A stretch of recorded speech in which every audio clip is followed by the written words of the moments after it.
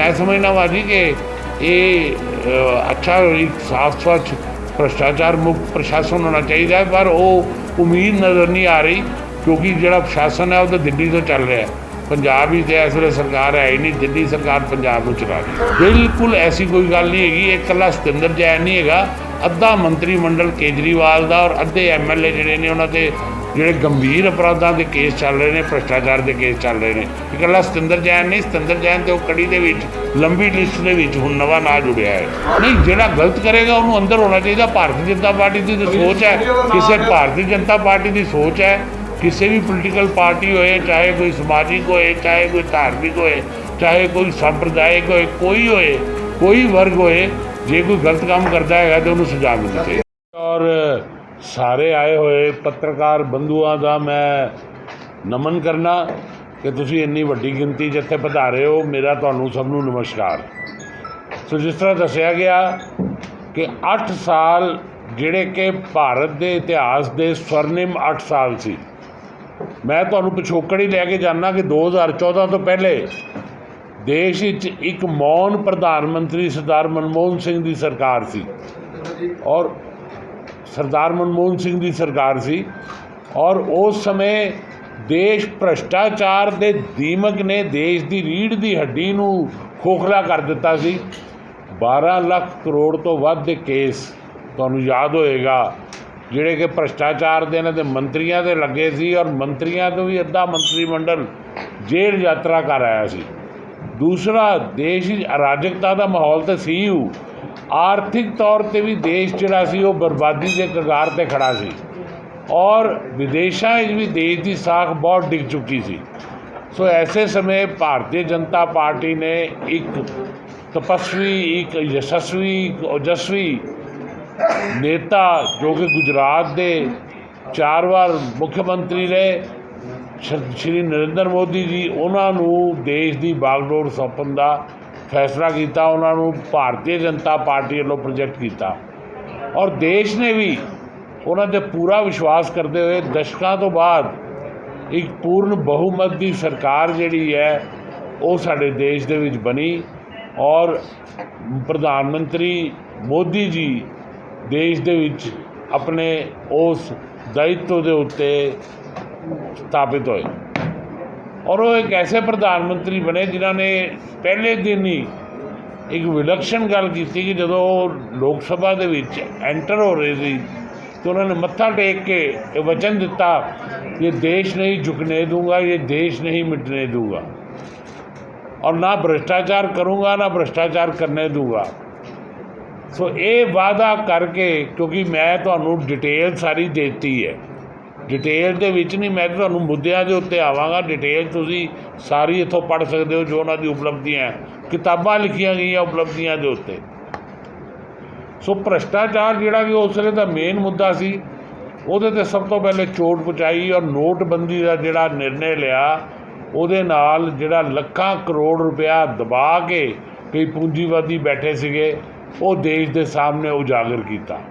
वो नोटबंदी का निर्णय सी जितों एक नवे इतिहास की शुरुआत हुई। कांग्रेसी विरोध करते रहे और मोदी जी हर कदम सफलता प्राप्त करते रहे।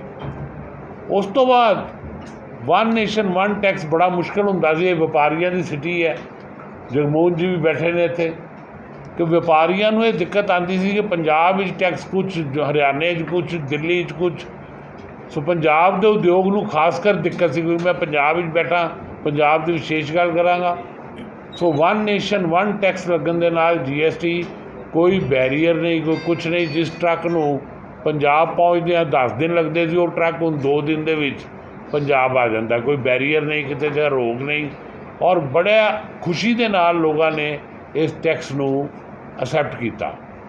तीसरा भ्रष्टाचार से चोट की बेनामी प्रॉपर्टी, जिहड़े कि कुछ राजनेता भी सीगे, व्यापारी भी सीगे, हर वर्ग के लोग सीगे जिहड़े कि बेनामी प्रॉपर्टियां बना लैंदे सी, और उहदे विच लालू प्रसाद यादव तुहानूं पता है जेल विच भी ने, तो वो बेनामी प्रॉपर्टियां जिहड़ियां हैगियां ने उन्हां नूं उजागर करन लई एक्ट बनाया कि जे प्रॉपर्टी बेनामी होएगी तो उसकी मालक सरकार होएगी। सो इत्थों उस तपस्वी ने शुरुआत की, ਔਰ ਭ੍ਰਿਸ਼ਟਾਚਾਰ ਨੂੰ ਇੱਕ ਕੜਾ ਤਮਾਚਾ ਮਾਰਿਆ। ਔਰ ਸਭ ਤੋਂ ਵੱਡੀ ਉਪਲਬਧੀ ਇਹ ਹੈ ਕਿ ਅੱਜ ਭਾਰਤੀ ਜਨਤਾ ਪਾਰਟੀ ਦੇਸ਼ ਦੀ ਸਭ ਤੋਂ ਵੱਡੀ ਪਾਰਟੀ ਹੈ। ਸਭ ਤੋਂ ਵੱਧ ਸਾਂਸਦ ਨੇ, ਸਭ ਤੋਂ ਵੱਧ ਵਿਧਾਇਕ ਨੇ, ਸਭ ਤੋਂ ਵੱਧ ਮੇਅਰ ਨੇ, ਸਭ ਤੋਂ ਵੱਧ ਸਰਪੰਚ ਨੇ, ਸਭ ਤੋਂ ਵੱਧ ਪੰਚ ਨੇ, ਔਰ ਭ੍ਰਿਸ਼ਟਾਚਾਰ ਦਾ ਕੋਈ ਆਰੋਪ ਨਹੀਂ। ਇਹ ਕਿੱਡੀ ਵੱਡੀ ਉਪਲਬਧੀ ਹੈ ਆਪਣੇ ਆਪ ਵਿੱਚ। ਇਹ ਮੈਂ ਤੁਹਾਡੇ ਨਾਲ ਡਿਸਕਸ ਕਰ ਰਿਹਾ।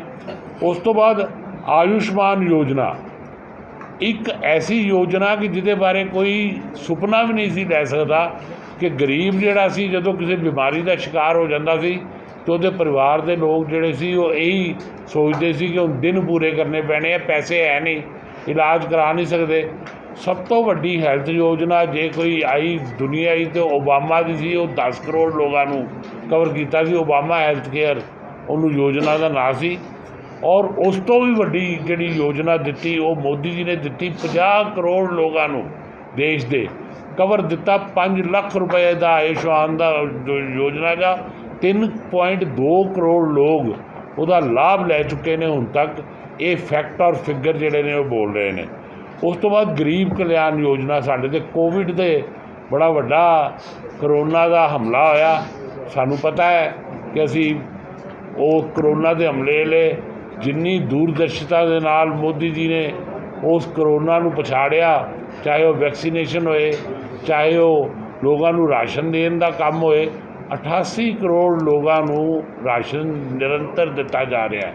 ਇਹ ਕੋਈ ਛੋਟੀ ਗੱਲ ਨਹੀਂ ਹੈ। 5 ਕਿਲੋ ਕਣਕ ਜਾਂ ਚਾਵਲ ਔਰ 1 ਕਿਲੋ ਦਾਲ ਜਿਹੜੀ ਹੈ ਨਿਰੰਤਰ 88 ਕਰੋੜ ਲੋਕ ਜਿਹੜੇ ਨੇ ਉਹਨਾਂ ਨੂੰ ਮਿਲ ਰਹੀ ਹੈ। ਉਸ ਤੋਂ ਬਾਅਦ ਆਵਾਸ ਯੋਜਨਾ, ਕਿ ਗਰੀਬਾਂ ਕੋਲ ਆਵਾਸ ਨਹੀਂ ਸੀ, ਸੋ ਉਹਨਾਂ ਨੂੰ ਛੱਤ ਦੇਣ ਦੇ ਲਈ 1.22 ਕਰੋੜ ਆਵਾਸ, ਇਹ ਕੋਈ ਛੋਟੀ ਗੱਲ ਨਹੀਂ, ਬੜੀ ਵੱਡੀ ਫਿਗਰ ਹੈ। 1.22 ਕਰੋੜ ਆਵਾਸ ਜਿਹੜੇ ਨੇ ਉਹ ਹੁਣ ਤੱਕ ਬਣ ਚੁੱਕੇ ਨੇ।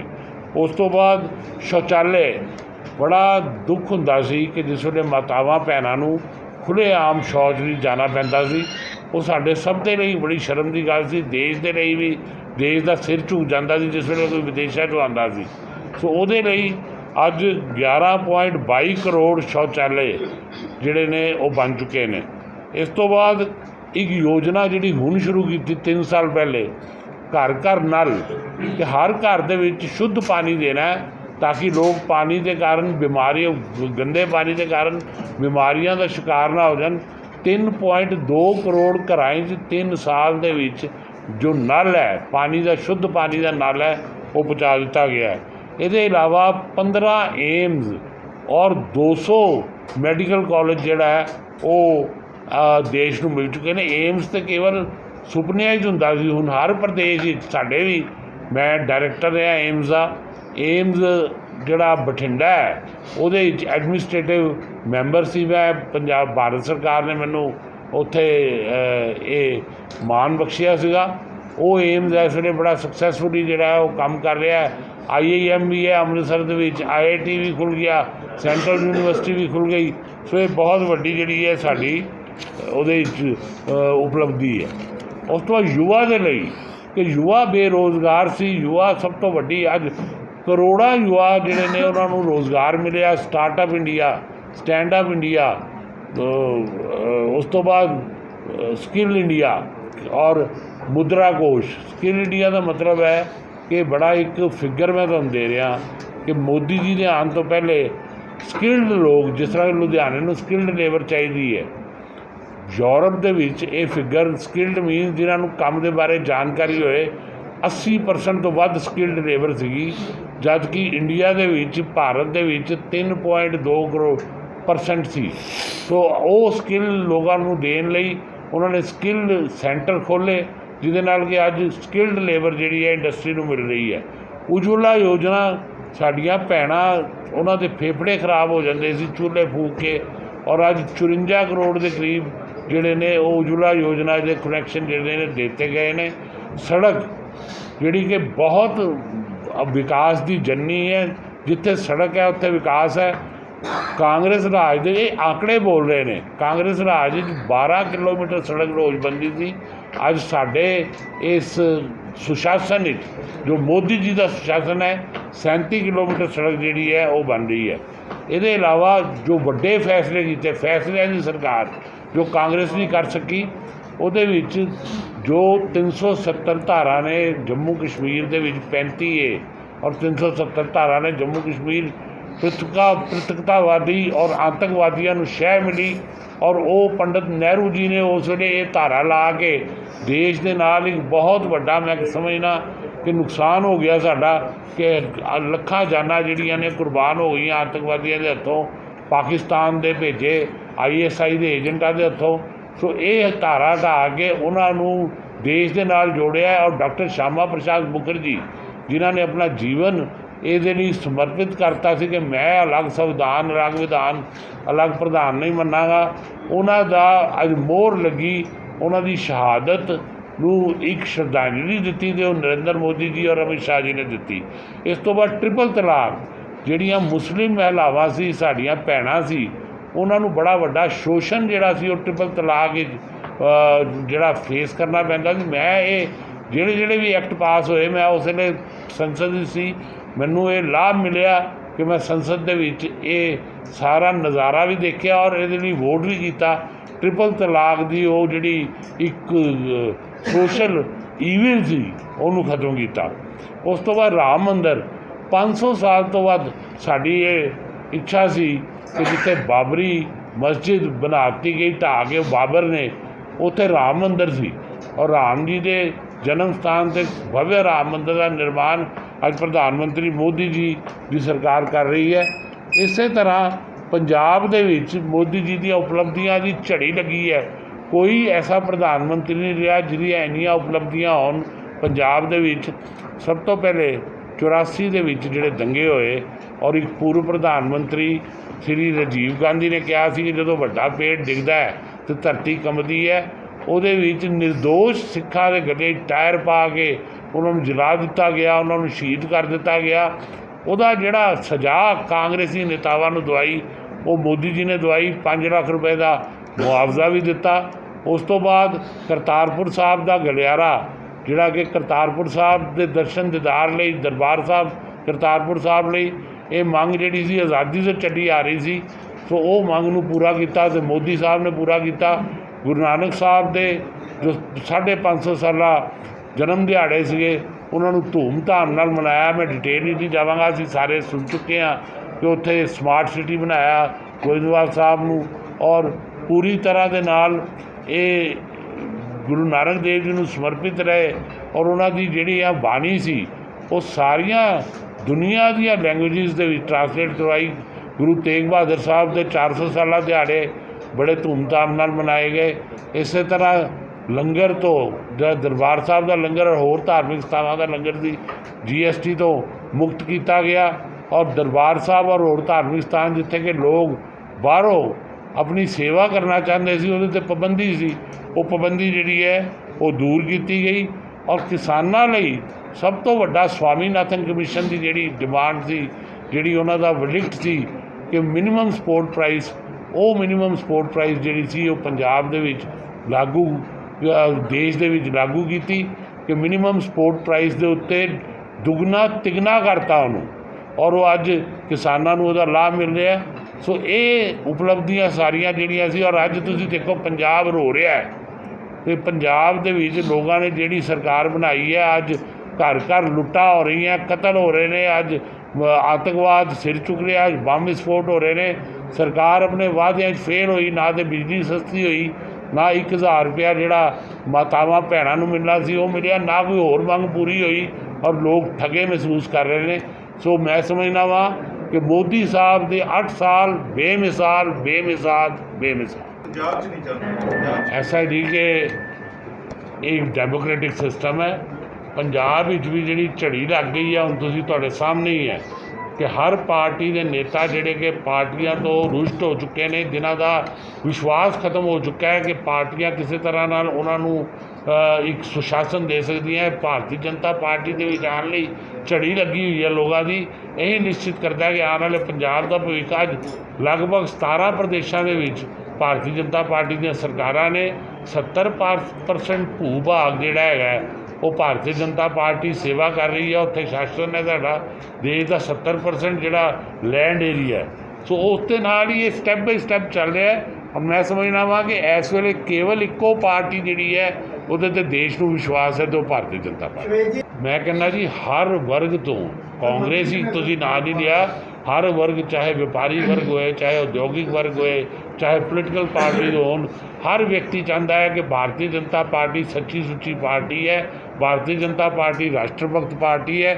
ਸੋ ਸੇਵਾ ਦਾ ਮਾਧਿਅਮ ਜਿਹੜਾ ਉਹ ਭਾਰਤੀ ਜਨਤਾ ਪਾਰਟੀ ਨੂੰ ਬਣਾਇਆ ਜਾਏ ਔਰ ਭਾਰਤੀ ਜਨਤਾ ਪਾਰਟੀ ਸ਼ਾਮਲ ਹੋ ਕੇ ਭਾਰਤੀ ਜਨਤਾ ਪਾਰਟੀ 'ਚ ਦੇਸ਼ ਦੀ ਸੇਵਾ ਕੀਤੀ ਜਾਏ। ਪੰਜਾਬ ਕਾਂਗਰਸ ਦੇ ਪ੍ਰਧਾਨ ਇੱਕ ਹੀ ਕਰਕੇ ਬੋਲਿਆ। ਉਹ ਕਹਿ ਰਹੇ ਨੇ ਕਿ ਈਡੀ ਤੋਂ ਡਰਦੇ ਹੋਏ ਲੋਕ ਬੀਜੇਪੀ 'ਚ ਸ਼ਾਮਲ ਹੋ। ਨਹੀਂ, ਚਲੋ ਖਿਸਿਆਨੀ ਬਿੱਲੀ ਖੰਭਾਂ ਨੋਚੇ, ਮੈਂ ਤਾਂ ਇਹੀ ਕਹਾਂਗਾ ਖਿਸਿਆਨੀ ਬਿੱਲੀ ਖੰਭਾਂ ਨੋਚੇ। ਲੋਕ ਉਹਨਾਂ ਦੇ ਆ ਰਹੇ ਨੇ, ਸਾਡੇ ਥੋੜ੍ਹਾ ਜਾ ਰਹੇ ਨੇ। ਕਿਹੜੀ ਈਡੀ? ਕੋਈ ਈਡੀ ਨਹੀਂ ਹੈ।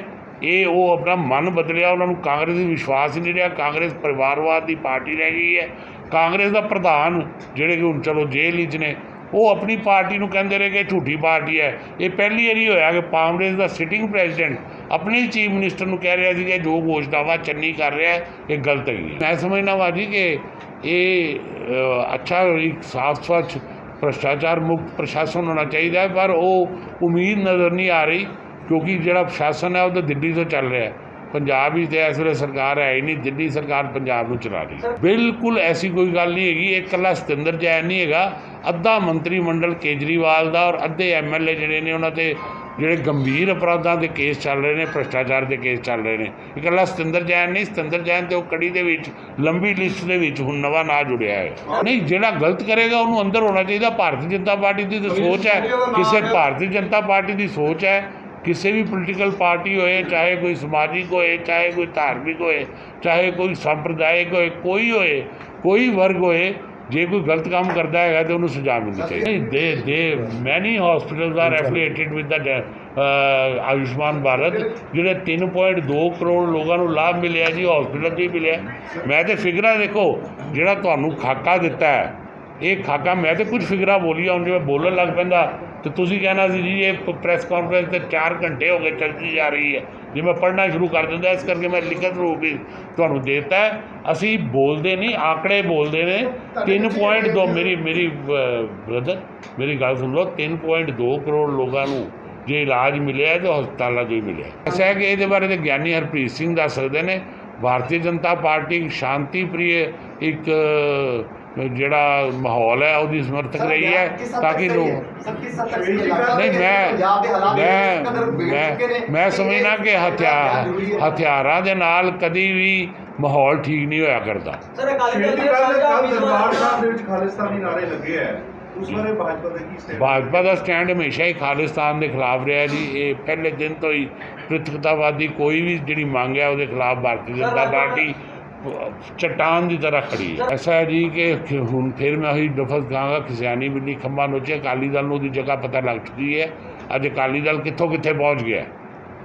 ਅੱਜ 3 MLA ਰਹਿ ਗਏ ਨੇ ਉਹਨਾਂ ਦੇ। ਸੋ ਅਕਾਲੀ ਦਲ ਨੂੰ ਚਿੰਤਨ ਵੀ ਕਰਨਾ ਚਾਹੀਦਾ, ਚਿੰਤਾ ਵੀ ਕਰਨੀ ਚਾਹੀਦੀ। ਆਮ ਆਦਮੀ ਪਾਰਟੀ ਦੇ ਫੈਸਲੇ ਕਈ ਜਗ੍ਹਾ ਤੋਂ ਹੁੰਦੇ ਨੇ ਕਿ ਉਹ ਫੈਸਲਾ ਪਹਿਲੇ ਪੰਜਾਬ ਤੋਂ ਨਿਕਲਦਾ ਜਾ ਕੇ ਦਿੱਲੀ ਦੀ ਟੇਬਲ 'ਤੇ ਹੁੰਦਾ। ਦਿੱਲੀ ਨੂੰ ਕੀ ਪਤਾ ਪੰਜਾਬ ਕੀ ਹੈ। ਇਹ ਪਹਿਲੀ ਸਰਕਾਰ ਹੈ ਜਿਹਦੇ ਫੈਸਲੇ ਦਿੱਲੀ 'ਚ ਹੋ ਰਹੇ ਨੇ, ਨਹੀਂ ਤਾਂ ਹਮੇਸ਼ਾ ਸਰਕਾਰਾਂ ਭਾਵੇਂ ਕਿਸੇ ਪਾਰਟੀ ਦੀ ਰਹੀ ਹੈ, ਪੰਜਾਬ ਦੀਆਂ ਰਹੀਆਂ। ਇਹ ਪਹਿਲੀ ਸਰਕਾਰ ਹੈ ਜਿਹੜੀ ਦਿੱਲੀ ਦੀ ਰਹੀ। ਧੰਨਵਾਦ।